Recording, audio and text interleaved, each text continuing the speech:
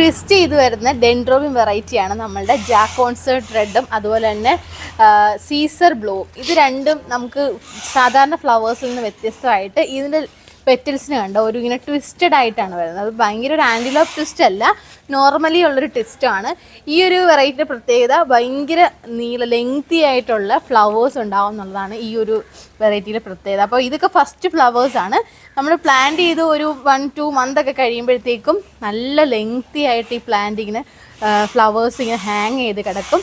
അപ്പോൾ വേണമെന്നുള്ളവർക്കൊക്കെ നമ്മുടെ website through purchase ചെയ്യാം. വെബ്സൈറ്റിൽ പർച്ചേസ് ചെയ്യുമ്പോൾ D388M എന്ന കോഡിലൂടെ സെർച്ച് കോഡിലൂടെ വേണം നിങ്ങളിത് സെർച്ച് ചെയ്യാനായിട്ട്. അങ്ങനെ ചെയ്യുമ്പോഴത്തേക്കും ഇതിൻ്റെ റെഡ് വെറൈറ്റി കിട്ടുന്നതായിരിക്കും.